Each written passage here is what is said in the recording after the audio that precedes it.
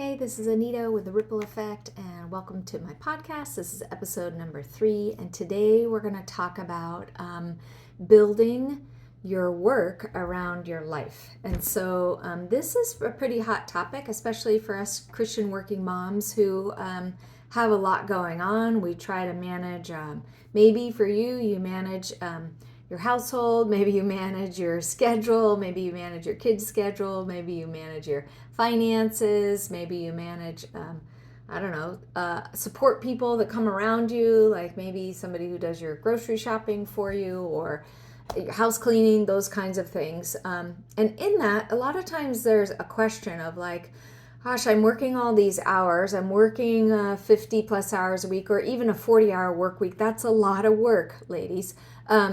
So I'm working full time, anything over 40, and I am trying to figure out how do I actually have time for the things that are really important to me. And so in that, actually what I'd love to do in today's video is talk about how do we shift our mindset and try to build our work around the life that we actually love and that, the life that we want to lead. And so that starts with very different thinking than what we have normally been taught in our career and in our generation and really the people that are around us, the school system, like the information that we've gotten from society has told us a lot of things that are really backwards. And so let's start talking about that today. So the concept here that we're talking about is if I want to be able to have a life that I feel like God's put on my heart, that includes things like a healthy marriage and time to breathe and time to do hobbies and really kind of time to intentionally pour into my kids and time to have time off and think and be creative and then time to work because maybe I like to work or maybe I have to work, but in that, like, how do we create a life where there's actually like breathing room for all those kinds of things that we're discussing? And so that's a big deal because typically what happens, especially when we're working for someone else, is that maybe this is what I've experienced in my life. Maybe you experience this too. And if so, go ahead and put a note down in the video notes down below and comment on what I'm talking about. So maybe your work life looks something like this. You work for, this is how I worked for a demanding boss. I typically in the software industry, I often worked for men, and that in some cases that was challenging because men don't experience some of the same things that working women do. Working men don't experience some of the same challenges as working women do. But then I started working for a lady, and this lady, man, she was tough as nails. She was probably one of the worst bosses I had ever had, actually.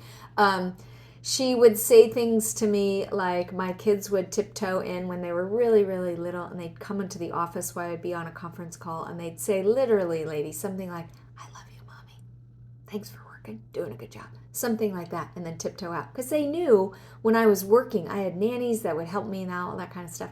And when my kids would come in, they knew that when I was on the call, like they needed to be quiet. They needed to be respectful about mom working and doing the job that I was doing. And yet this gal, this lady that I worked for, she would say things like, Anita, you need to lock your door. Anita, my kids would never come in. Like they knew that they would, my office was completely off limits. Well, I just didn't operate that way. Like I always wanted my kids to respect healthy boundaries, but I always wanted them to know, like, if they needed to come in and tell me that they loved me, that was an okay thing in our household. If they were hurt and there was something that only I could do for them, even with childcare, that they needed to know it was okay for them to be able to come in and connect with me. Not interrupt, but be able to come in and talk to me during the day. And so in that, what I learned in that experience is, not everybody has the same perspective and viewpoint, and not everybody approaches work the same way. And that was okay. It was a tough experience working for that gal, but it was also a learning experience of what I valued and what was really important to me.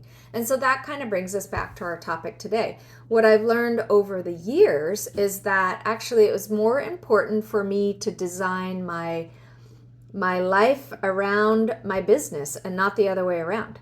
And so I was really brought up in the corporate environment where everything my boss said and everything my clients demanded and everything, all my billable hours, all those things had to come first, and then everything else in my life had to come second. Now you may be in that kind of situation, and it's okay. There's no judgment, there's no shame in that. But if there's any amount of flexibility, and I would say kind of post-COVID, we're in kind of this new economy and where it's a little bit different now. Everybody's working from home. We know what it's like to be able to work from home, and our, the workforce as a whole in the United States is much more agreeable to the fact that you have a husband and a family and that people need you sometimes during the day. And if you're working 8 or 10 or 12 hours a day, somebody might need you in that time frame, and that's an okay thing. Most companies that you work for in the United States, especially big companies, I know in the tech industry, it was always like they were always touting this work-life balance, talking about that all the time. And so when I think about all those things and kind of stack them up, what I've noticed in the past couple of years as an entrepreneur is that I started out my business kind of with that mindset that I had to work really hard first, and then everybody else came second.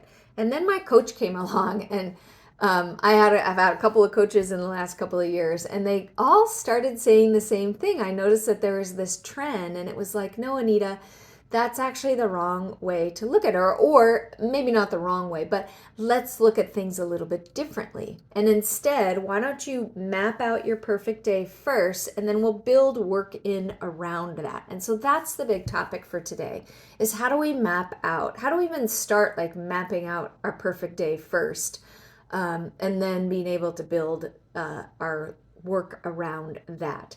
Now this can actually, I'll challenge you ladies, if you're working full time for somebody else, or if you're owning your own business, or anywhere in between, I'm going to challenge you today. And what I'd love to hear back from you, so your action item today is to message me or to post in the comments, how are you going to take this idea of building your work around your life, the life that you love, and being able to put this into practice. And so that's what we're going to talk about. So one way that we start doing that is first we have to get really clear on what is my day? What do I want my day to look like? So one activity that you can do, you can start this right now as soon as this video is over. You can have this as your homework.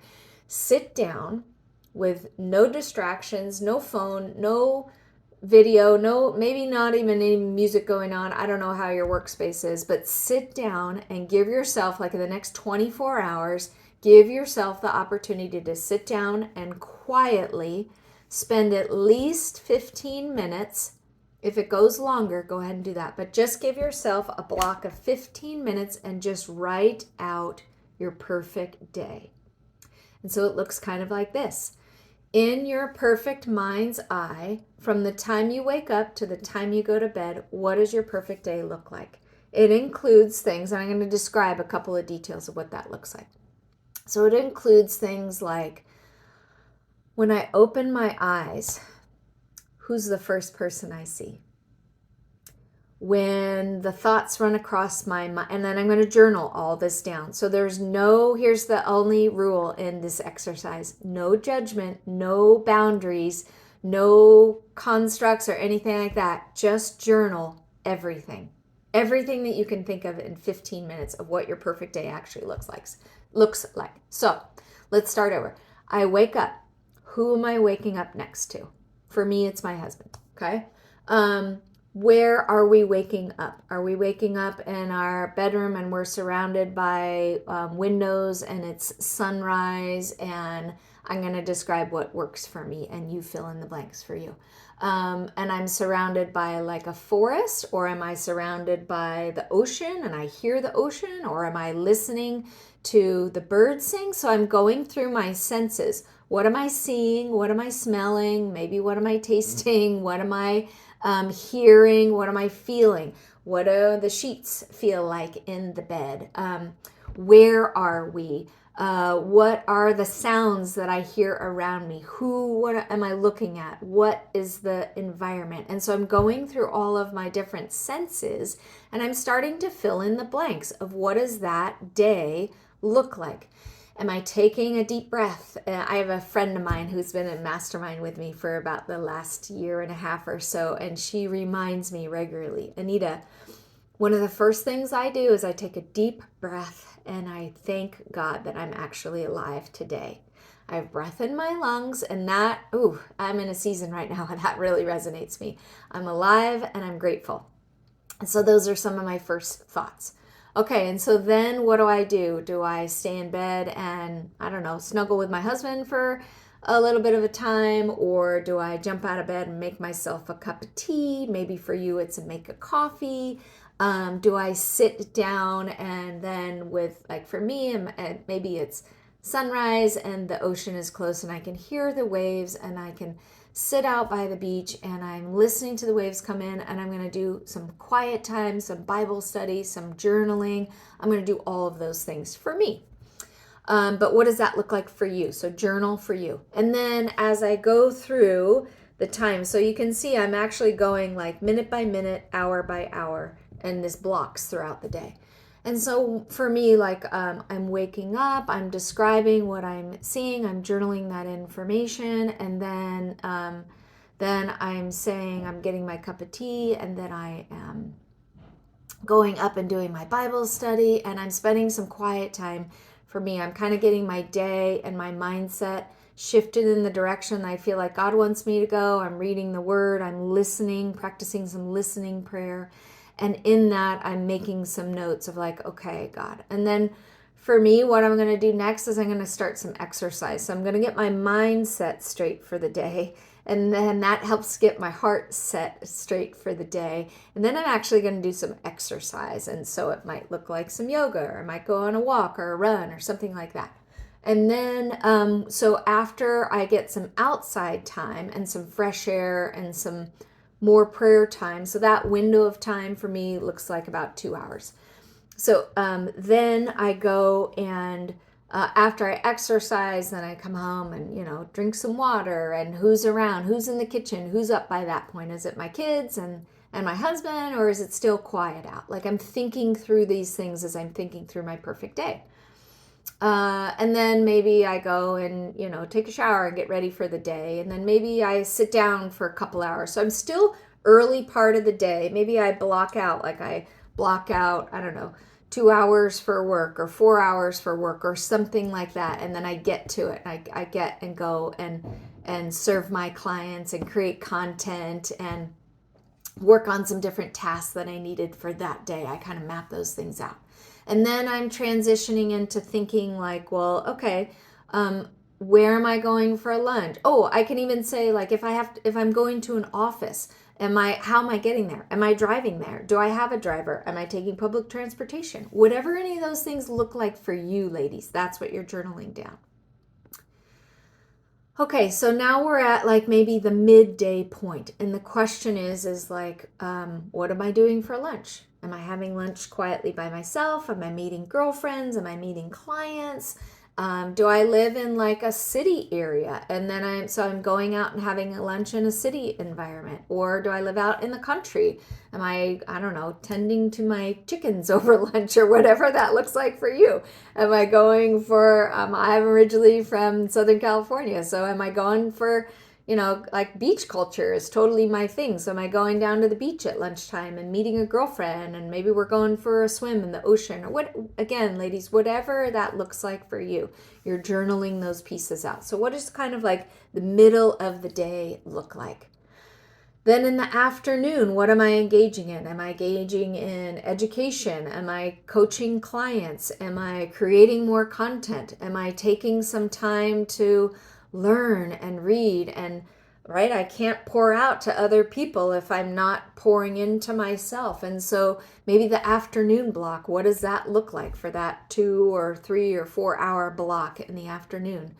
Do I maybe transition after that time period to going on another walk, or riding a bike, or going and meeting more friends in the afternoon, or taking a nap, or tending to kids, or again, whatever that looks like?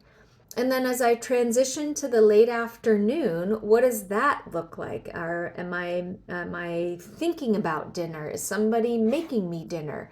Am I going out to dinner? Or do I have to go to the grocery store before I have dinner? Like, what do my plans look like for the late afternoon and into the evening? And then over the dinner hour, specifically, who am I having dinner with? Like in our household, it's a priority that, as if we are not doing maybe like a church activity, then we're if no matter what we always try to do is have family time over dinner time. And so we like to cook a lot. We like to have time at the dinner table with everybody sitting around and talking about their day, their highs and the lows. We've made that a priority. My husband and I have made that a priority as we have intentionally raised our kids, and make that a time where we as a family unit, we all connect together, and we laugh and we talk and we figure out what's important, what's going on with everybody's day. And it's just one of many checkpoints that we have where we're connecting in together. For me, if it's been a homeschooling day, then that looks entirely different than if it's been a work day, right? So you can see how there's all those detailed elements. Then as you're wrapping your day up, like, what does your evening look like? Are you going out? Are you staying in? Is it quiet? Is it loud? What is, all those pieces. And then ladies, what you're going to do is you're going to journal all the way into the evening until you lay your head down on the pillow. And so who's there with me? What are we doing? What are the sights and sounds around me? What does the environment look like? What are like the sights and the sounds and the smells as we wrap this day up? So once you have your perfect day journaled out, you can try it one time for maybe like 15 minutes. And then the next step is you come back and redo that activity, maybe once a quarter. Maybe you get to do it as often as once a month. But as you refine that, more stuff will come out. So remember, the ground rules for your assignment on writing out your perfect day are no judgment, no boundaries, just write it out. Okay, so then once you've written out, the second part of the assignment is you start looking at that whole list of tasks and situations and environments that you've mapped out, and you start figuring out, what are you already doing? Because those are wins. Put those a little notch in the win column. And then what can you immediately implement right now? Is there something that you can adjust in your schedule to accommodate something that you consider to be priority enough to make it on your perfect day list? And you do that right away for yourself. Okay? The second thing that you do is, instead of considering like, well, this is like 5 years from now, I can't implement any of that kind of stuff. No. We want to figure out, because it'll build confidence in us, and it allows our brain to acknowledge, like, this is where I'm winning, that what am I already doing right now, or what can I implement right away? What's simple and easy that I can implement right away? Maybe if I'm not doing it today, I can start tomorrow. Let's say I had a goal as I started 2022 of losing weight. And I started off strong, but then I fell off the wagon.